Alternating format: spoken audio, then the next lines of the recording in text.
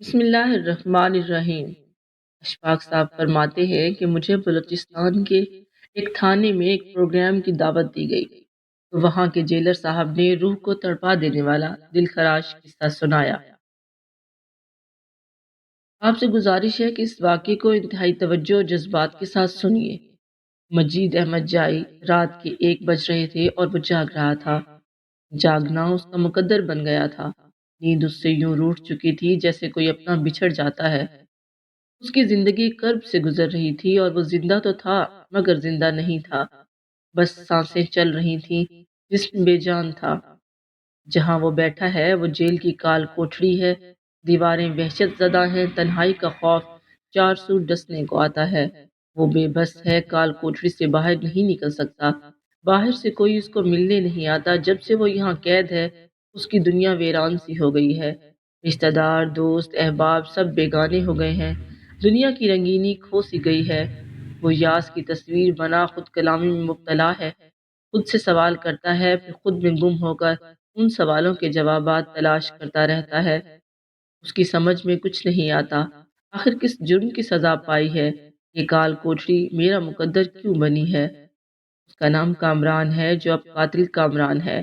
اقدام قتل کے کیس میں یہاں قید ہے۔ میری ملاقات چند روز قبل اس سے ہوئی ہے۔ میں یہاں کا جیلر ہوں اور میرے شب و روز ایسے واقعات سے بھرے ہوئے ہیں۔ یہ معمول کی صبح تھی جب میں ڈیوٹی پر آیا۔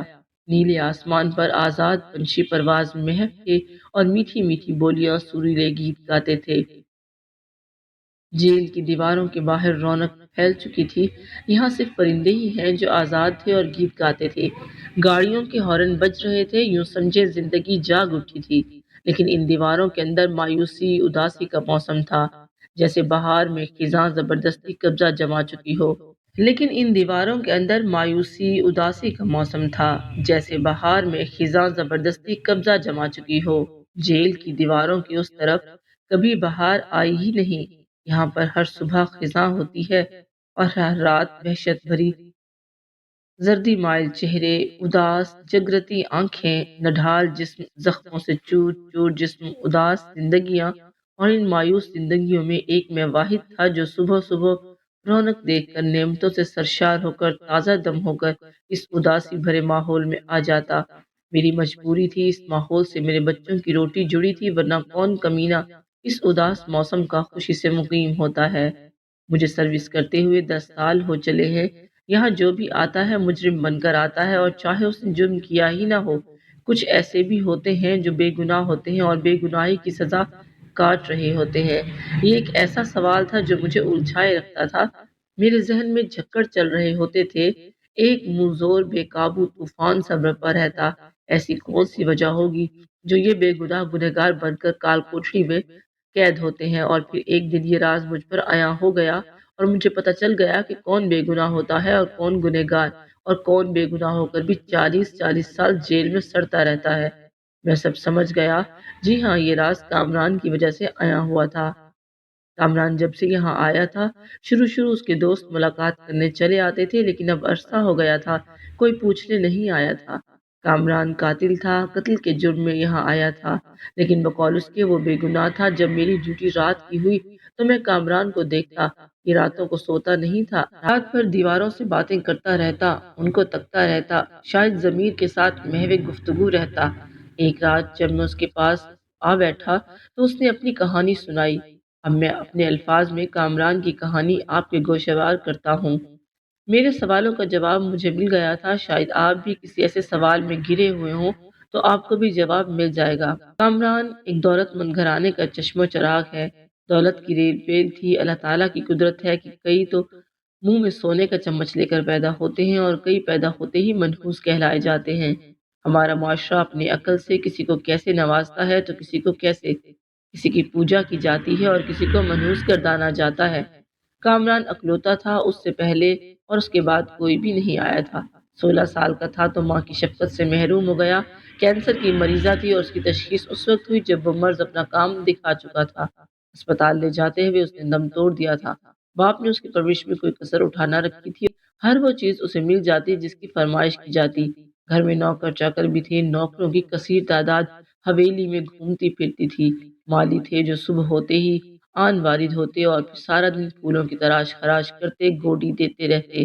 چوکیدار، دودھ والا آتا، ماسی بھی کپڑے دھونے آتی گھر کی صفائی ستھرائی کے لیے۔ کامران کے باپ کی مربع زمین تھی جس میں مزارے بھی ہر وقت کام کرتے رہتے تھے۔ کھیتوں میں ایک ڈیرا بنا رکھا تھا، یہاں ٹریکٹر کھڑے ہوتے، مشینی آلات پڑے رہتے تھے۔ دیسی مرغوں کا فارم الگ بنایا ہوا تھا، کارندے ان کو بادام کھلاتے، شکاری کتوں کو گوشت کھلایا جاتا۔ سال میں ایک بار کتوں کی لڑائی کا میلہ لگتا تھا جس میں ان کے کتوں کا مقابلہ ہوتا۔ دیسی مرغوں کی لڑائی تو ہر مہینے باقاعدگی سے ہوتی۔ کامران کے باپ نے دونوں شوق پال رکھے تھے، اس کے کتے ہوں یا مرغے، مقابلہ جیت جاتے تھے۔ انسانوں سے زیادہ ان کی خدمت ہوتی، کتوں کو بکرے کھلائے جاتے اور اس گاؤں کے قریب مزاروں کے بچے سوکھی روٹی کے لیے ترستے رہتے تھے۔ عدل و انصاف کا نام و نشان تک نہیں تھا، یہ برسوں سے معمول چلا آ رہا تھا۔ پھر کامران کیسے پیچھے رہ سکتا تھا؟ کامران نے اپنے ڈیرے پر دیسی مرغوں کا فارم بنایا، ان کی دیکھ بھال کے لیے لڑکے رکھے اور خود بھی وہاں رہنے لگا۔ پھر اس کا شوق پروان چڑھنے لگا۔ کامران دیسی مرغے پال کر مہنگے داموں فروخت کرتا تھا۔ ان مرغوں کو اعلیٰ خوراک دی جاتی، بادام، پستہ، مکھن، اخروٹ دیسی گھی میں بھگو کر کھلائے جاتے۔ ان میں سے اکثر مرغے جو اچھی صحت کے ہو جاتے تو وہ اپنے دوستوں اور دیگر بڑے عہدوں پر فائز وزیروں، سرکاری افسران کو تحفے میں بھیجتا تھا تاکہ ان کے ساتھ تعلقات اچھے بنے رہیں اور اپنا ہر قانونی اور غیر قانونی کام آسانی سے ہو سکے۔ دیسی چوری بنا کر کھلائی جاتی جس سے مرغے خوب لڑتے تھے۔ ان کو مقابلے کے داؤ پیچ بھی سکھائے جاتے، تربیت یافتہ ماہر ان کو تربیت دیتے تھے۔ جب مرغوں کا مقابلہ ہوتا تو شوقین حضرات مقابلہ دیکھنے دور سے چلے آتے اور جیتنے والے مرغے کی بولی لگتی اور پھر ہزاروں لاکھوں میں فروخت ہوتے۔ عروج و زوال زندگی کا حصہ ہیں، عروج کو ہمیشہ زوال بھی آتا ہے۔ عروج رب تعالیٰ دیتا ہے اور زوال اس شخص کی اپنی کوتاہیوں کی وجہ سے آتا ہے۔ کامران نے جب آنکھ کھولی تو عروج کا سورج چمکتا تھا، لیکن شب و روز کے بدلتے ہی زوال کا طوفان آیا اور سب کچھ بکھر گیا۔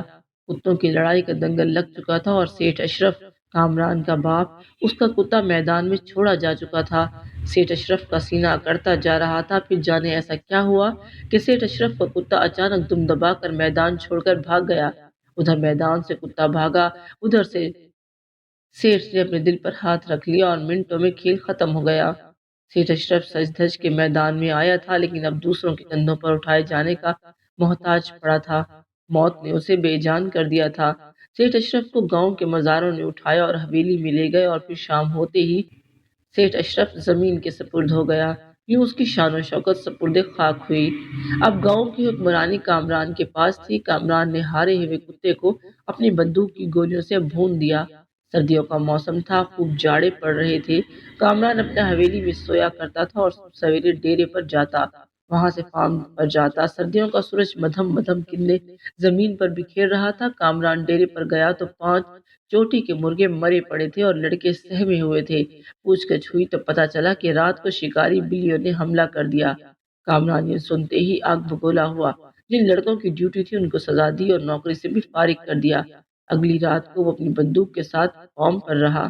بدقسمتی سے آج بلیوں نے پھر حملہ کیا، یا شاید سابقہ شکار کو لینے آئی تھی اور آج موت ان کے انتظار میں تھی۔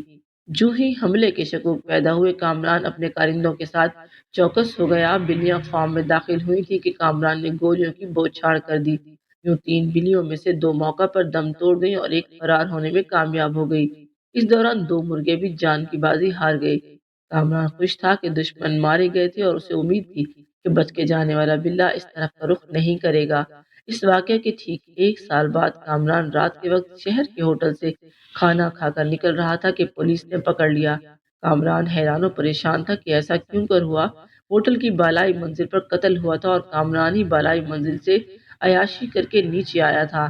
یوں شک کی بنا پر کامران کو گرفتار کر لیا گیا۔ اس کے ساتھ ہوٹل کا مالک اور 2 افراد اور بھی گرفتار کیے گئے۔ ان سب کی ضمانتیں ہو گئی تھیں، لیکن کامران واحد تھا جس کی ضمانت نہیں ہوئی تھی۔ جیل میں اسے آئے 1 سال ہو چکا ہے اور دیواروں کو گھورتا ہے، خود اپنا گریبان پکڑتا ہے اور خود سے ہم کلام رہتا ہے۔ کامران کو جیل آئے ہوئے 2 سال ہوئے تھے کہ ایک دن سفید بارش بوڑھا شخص آیا اور کامران کو ضمانت پر رہا کرا گیا۔ پھر قتل کا یہ کیس بھی جلد ختم ہو گیا، کیونکہ اس کمرے میں مرنے والی لڑکی نے بہت زیادہ شراب پی رکھی تھی۔ جب وہ ہوٹل میں داخل ہوئی تو ڈگمگا رہی تھی۔ پوسٹ مارٹم کی رپورٹ بھی آ چکی تھی جس میں زیادہ شراب پینے کی وجہ سے اس کی موت بتائی گئی تھی، لیکن کامران کو کیوں سزا ملی یہ ایک سوال تھا جس کا جواب مجھے تو مل گیا۔ آپ کے ذہن میں بھی سوالات ہوں گے۔ کامران کا دل کوٹھڑی میں قید تھا، اس نے جو کہانی سنائی وہ آپ کی گوش گزار کر چکا، لیکن سفید بارش شخص جس نے اس کی ضمانت کرائی یہ کون تھا؟ نہیں بتایا۔ پوسٹ مارٹم کی رپورٹ قدرتی طور پر لیٹ ہو گئی تھی اور ہوٹل کے باقی اشخاص اپنے ذرائع استعمال کر کے رہا ہو گئے تھے۔ کامران کا کوئی نہیں تھا، گاؤں والے اس سے تنگ تھے، رشتہ دار دولت کے پجاری تھے، اس لیے کامران اکیلا ہی تھا۔ کامران کال کوٹری میں 2 سال رہا۔ دوسرے سال اس کی زندگی کی کایا پلٹ گئی، اس کے شوق بدل گئے، اس کی زندگی کے دن رات بدل گئے۔ وہ سمجھ گیا تھا کہ کس جرم کی سزا پائی ہے، اس سے کون سا گناہ سرزد ہوا ہے۔ جی ہاں، اللہ تعالیٰ نے انسان کے اندر ضمیر نام کی ایک چیز بھی رکھی ہے جو انسان کو اس کے اچھے یا برے عمل پر رد عمل دیتا ہے۔ یہ ضمیر کی آواز ہی تھی جس کو کامران نے سنا اور سچے دل سے توبہ کی۔ توبہ کے دروازے تو ہر وقت کھلے ہیں، کوئی اس طرف آئے تو صحیح۔ کامران نے جو بلیوں کو مارا تھا اللہ تعالیٰ نے اس کی سزا اس صورت میں دے دی۔ حضرت اکرم صلی اللہ علیہ وآلہ وسلم نے فرمایا ہے کہ اگر آپ کو بہت زیادہ غصہ بھی آئے تو بلی کو روئی کے بنے گولے سے ڈرایا یا بھگایا جائے، لیکن ہم نے ایسی تعلیمات کو بھلا دیا ہے اور سزائیں ہمارا مقدر بن کر رہ گئی ہیں۔